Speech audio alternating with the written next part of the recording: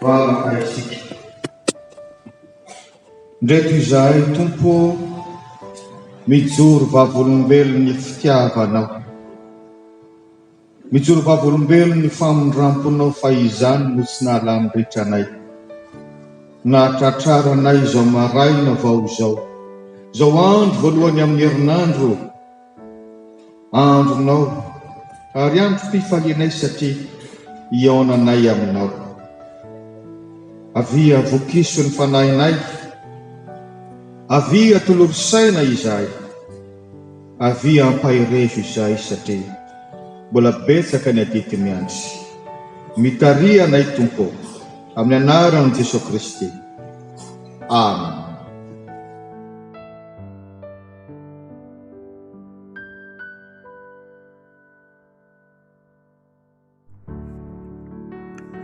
Filazantsara araka ny Marka toko 10 andehan'ny 2:30 ka hatramin'ny 4:30.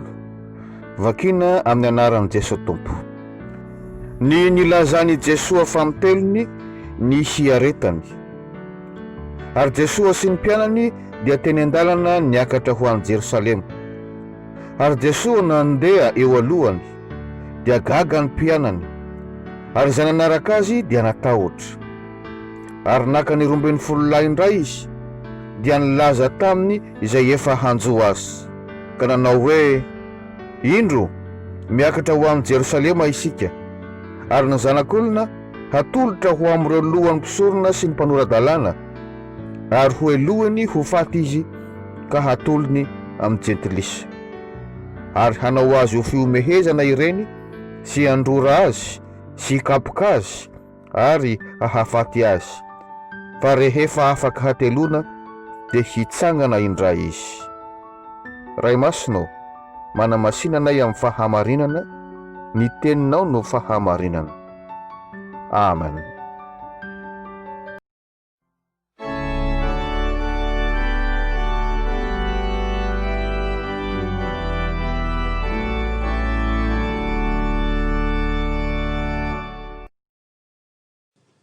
Dia faly manonona ny fiadanan'ny Tompo anapaka ao amponareo tsiraray avy indray.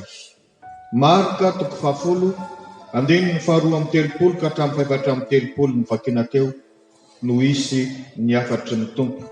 Ary nakana ny lohahevitra hoe mahay mitarika, mahay mitarika.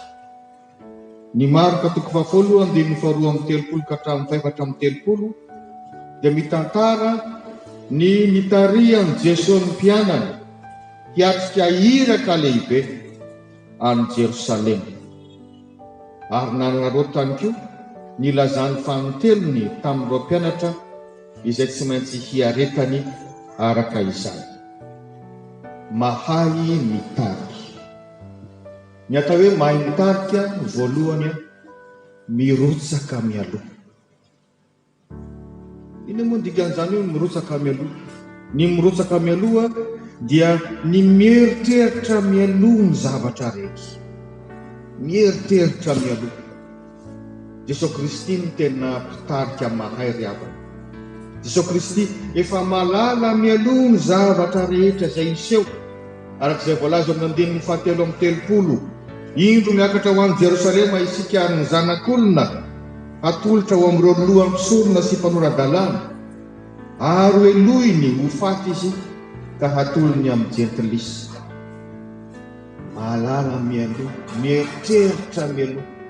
Efa nandinika mialoha an'izany Jesosy Kristy. Efa mieritreritra ahoana ny fomba hiatrehana an'izany. Efa niomana ahoana ny fomba hanambarako an'izany amin'ny mpianatra. Zay vao samy tarika azy izy. Tsarovy fa tena mpitarika mahay Jesosy Kristy izay arahintsika. Ary raha fikambanana ny resahana, inona moa ny fiantsika ny mpitarika? Inona no andraikitry ny mpitarika? Ny filoha. Inona ny fotonteny amin'izany filoha zany? Ny loha. Tsy nataotao foana zany. Raha ny vatantsika ny jerena dia ny nomen'Andriamanitra andraikitra manokana ny loha tsy misy fihetsika anankiray vitantsika ratsy efa nisy baiko mirindra niainga avy any amin'ny loha. Ianao tonga ty am-piangonana io, misy baiko efa mirindra niainga avy any amin'ny loha ka manjary manao fihetsika tena mifameno ny rahasambatana rehetra dia tonga ty isika. Fa tsy hoe ny tongotra vy vao baiko andeha dia ny tongotra vanana mijanona, dia sady tsy mahasalama antsika izany no manimba antsika. Tena manana andraikitra tokoa ny mpitarika. Io ianao hoe tsy za zany. Inona moa ny fiantsony ny ray ao tokantrano? Loha mpianakaviana. Ao leo loha. Mieritreritra tsara fa mpitarika ianao. Amin'ny maray aman-dreny dia mpitarika ianao. Amin'ny mazoko dia mpitarika ianao. Amin'ny mampitondra fikambanana dia mpitarika ianao. Ny mpitondra firenena isan-tsokajany moa tsy resahako intsony. Amin'ny mampana be dia mpitarika ianao. Ary tadio fa ny mpampianatra mahay mampita fahalalana dia izay mpampianatra efa nieritreritra mialoha, inona no zavatra ho ampitay. Raha atao amin'ny teny hafa dia izao, mpampianatra tsara fiomanana, tsara préparation. Ny loham-pianakaviana na ny ray aman-dreny izay mahay mitarika ny ankohonany ho any amin'ny tanjona tsara dia izay efa nieritreritra mialoha. Izaho ny teti-bola an'izao tokantrano izao, mba hamitana ny volana, hamitana ny taona asoana mikendry ny fanangonana an'izao. Izao ny lara-pamehana amin'izao tokantrano izao. Ry havana malala, isika rehetra dia manadidy amin'ny fitariana.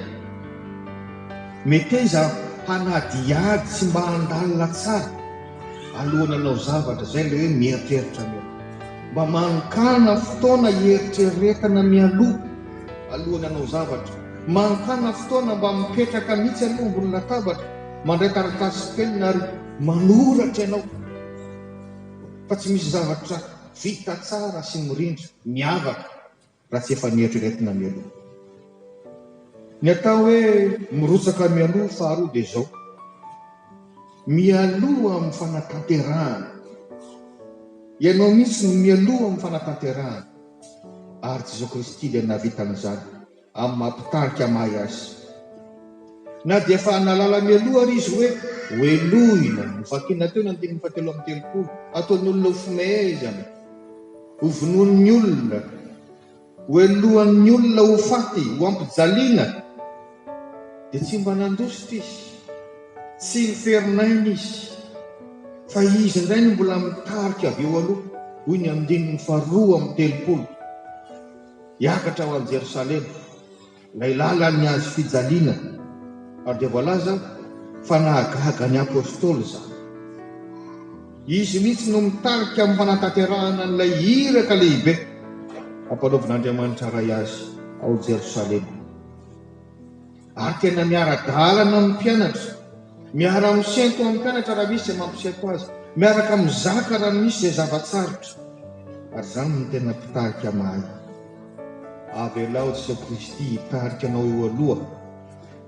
Fa ninona zavatsarotra lalovanao, vity izany rehefa miaraka amin'ny tompo anao.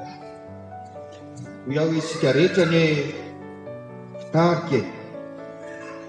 Ary voalohany amin'izany ny ray aman-dreny, ilaina ny miteny sy mananatra amin'ny mampitarika antsika. Fa lazaiko anao mahomby lavitra rehefa isika no mirotsaka voalohany. Ka tsy mila miteny akory. Sahirana angamba ianao miteny ny zanakao hoe mba mandehana ianao mivavaka, nefa ianao mety tsy mandeha makany am-piangonana akory. Fa raha ianao mihitsy mirotsaka voalohany mivavaka makany am-piangonana, angamba tsy mila miteny akory ianao, dia nanaraka anao izy nakany am-piangonana. Izay ilay fanalahidin'ilay mirotsaka voalohany, satria ianao mihitsy no fa modely, nanome izany modely izany ho an'ny zanakao. Tsy laozana izay mandalo zavatsarotra ny fiainan'ny zanakao, ny fiainan'ny ankizy sy ny tanora. Fa tahaka Jesosy Kristy, raha eo anilany ianao miara-misedra aminy amin'izany, manoro lalana azy, mampahery azy, lazaiko anao fa vitany ihany no miatrika an'izany. Mahery izy, ary vitanao ny adidinao. amin'ny mampitarika mahay. Fantatsika rehetra Nelson Mandela, ilay mpanao politika afrikanina tatsimo, mpitarika mahay, nanamarika ny faraparan'ny taonjato faha-20 sy ny fiandohan'ny taonjato faha-120. Nisedrany mafy noho ny fifikirany amin'ny foto-kevitra ngezabe dia ny fiadinina amin'ny fanavakavaam-bolon-koditra, ka natonga azy nigiada nandritra ny 720 taona. Fa rehefa nivoaka izy dia lany filoham-pirenena tamin'ny taona 4,790. Tonga modely mpitarika mahay, ary tamin'ny fotoana nanokarana azy io filoha dia anisan'ny teny nambara mba hampahirezany mpitarika rehetra ny hoe rehefa mandrehitra ny jironao ianao dia mampirisika ny hafa mba hanao toy izany koa.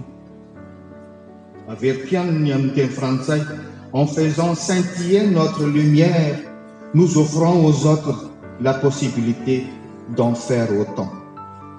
Ny mahay mitarika, kama tsy nisy nisedra mafy tahaka zany Nelson Mandela zany, fa ny mahay mitarika dia ianao misy no mirotsaka voalohany amin'ny fanatanterahana.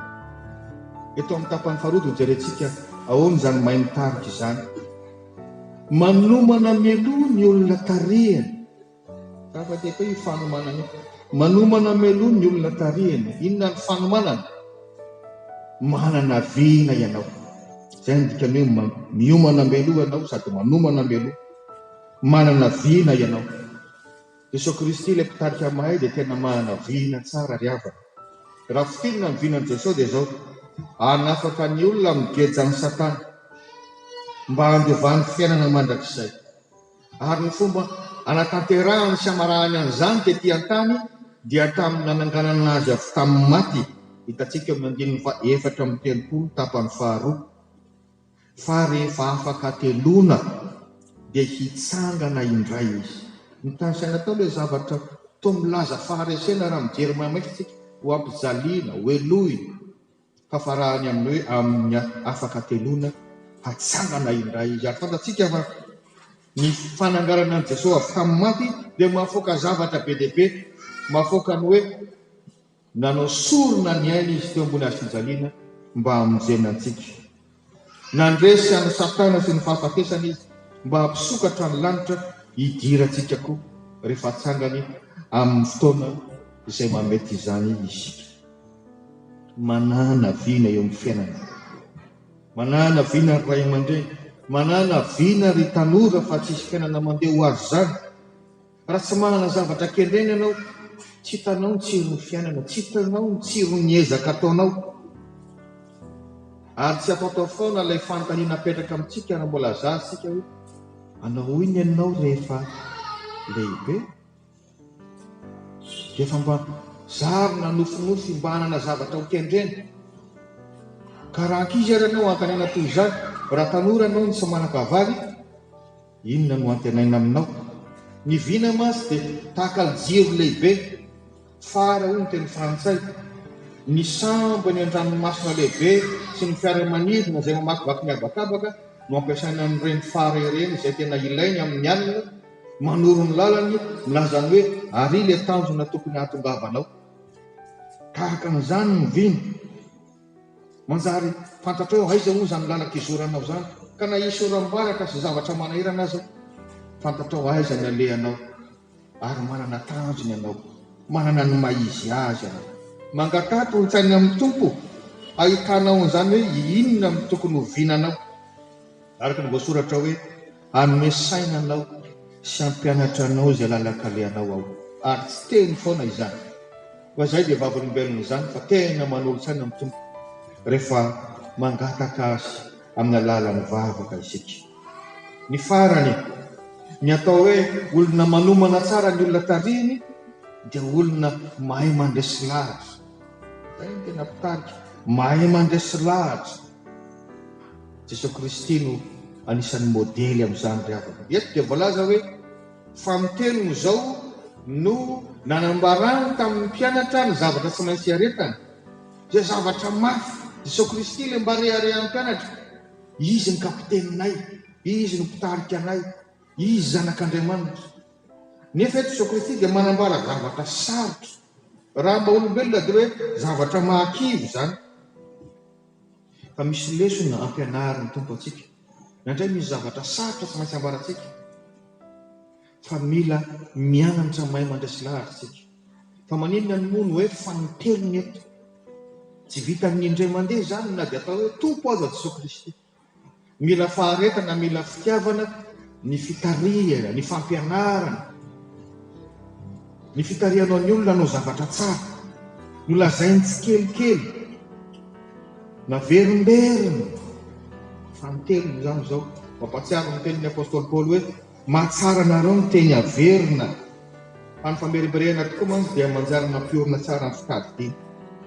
Hain'ny tompo manao hoe amin'ny fotoana tahaka izao indray no lazako amin'ny zareo, anomanako azy. Resy lahatra ihany ny mpianatra nanaraka azy ho an'ny Jerosalema, na dia zany aza no voalaza fa zavatra miandry azy ihany. Fa dia milaza aminao fa tsy mora ny mandresy lahatra nitaona olona mba ho tonga kristianina. Fa efa niomana fatratra Jesosy Kristy, efa naniraka olona be dia be, namerimberina ho tonga kristianina tahaka izao sasy anao. Ary tokony isaorantsika azy zany.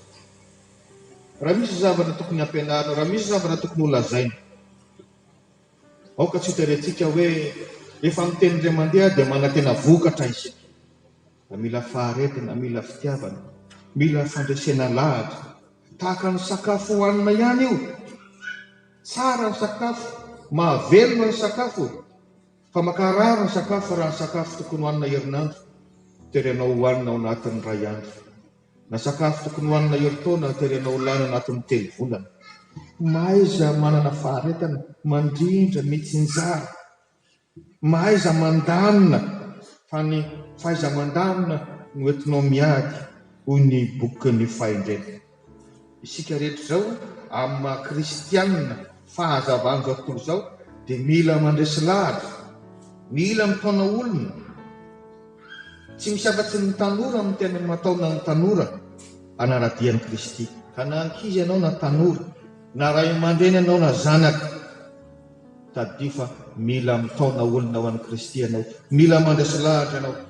Ary zany milaza aminao fa ny fijoroantsika, ny mandahatra teny mety ho hainy rehetra ihany, fa ny tena ny fijoroantsika eo amin'ny fiainantsika no tsara sy mahomby lavitra. Na variana ity mpanao fantanjahantena anankiray mitsoina hoe David Alaba. Fantatro fa betsaka aminareo no mpanaraka baolina kitra. Izy dia mpilalao ao amin'ny FC Bayern, izay champion amin'ny Ligue des Champions tamin'ny farany teo. Ary dia rehefa tonga ny fotoana izay nizarana ny amboara lehibe, dia nampiditra t-shirt izy izay misy soratra hoe sady mandoaly, ny heriko dia ao amin'ny Jesosy. Amin'ny teny Alemana moa ilay izy. Nandohalika izy sady manondro ny lanitra, ary dia eo ny mpakasary. Efa fakany tsara ilay fotoana, makasary daholo ny mpakasary eran'izao tontolo izao. Dia nahagaga ry havana fa niparitaka aingana tamin'ny tambajotra-tserasera zany, mandorona fo. Ary dia misy midory vavolombelona ny tanora hoe tena nahambabo aho, olona manam-bola be, manana laza, nefa dia mandohalika ary maiko anatrehan'ny olona fa ny heriny dia avy ao amin'ny Jesosy Kristy. Tena mahataona tanora. Hoy aho hoe misy fihetsika tsara lavitra, fijorona vavolombelona mampahery lavitra. Ka dia miomana fa ianao koa dia tokony handresy lahatra. Aza manilika amin'ny hafa foana ny andraikitra, fa samy adin'ny tomposika rehefa tonga ny andro farany. Ry havana, fitarika daholo isika fa nataon'ny tompo hoe fanasy ny tany. Aza matahotahotra intsony ianao, efa nataon'ny tompo lohany ianao fa tsy ho rambony. Ka dia araraoty ny andro azanao vatsoa ho aminao any amin'ny tompo. Amen.